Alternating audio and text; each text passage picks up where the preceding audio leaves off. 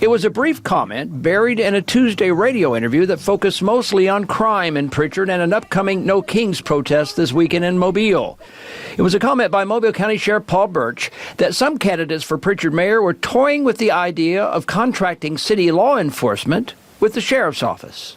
A couple of the mayoral candidates and some of the people running for city council in Prichard have met with me several times, and they said if they get elected, their proposal will be to contract with the sheriff's office, much like Sims did before Sims got their police department up and running.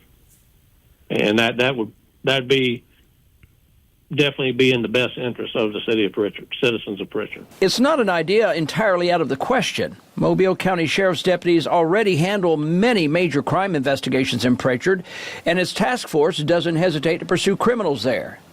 But of the half a dozen candidates vying for the office of mayor, including current Mayor Jimmy Gardner, who might be entertaining such an idea?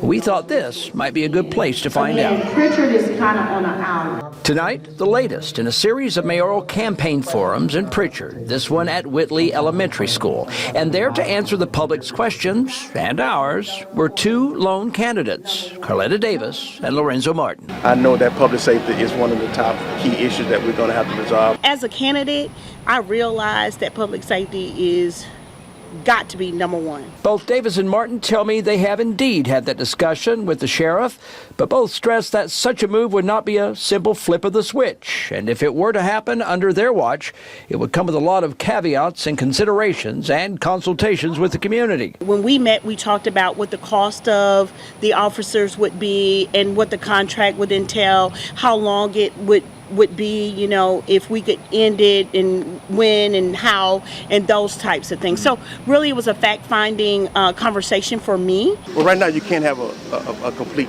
changeover. You would have to have a transitional stage in which you allow your police department to identify their faults and their needs and allow the strengths or the weaknesses of the sheriff department to be able to fill that gap until you make a full decision of what's best in the long-term interest of the city of Prichard. But there was one more candidate weighing in on the issue. I don't think that we don't need to have a police department. Teresa Fox Bettis is a candidate for Prichard's District 4 City Council seat. I think that there needs to be some work done on our current police department, looking at how everything is done, what are some of the best practices that other people are using for similarly sized cities, and then perhaps some type of partnership with the Sheriff's Department for a limited time.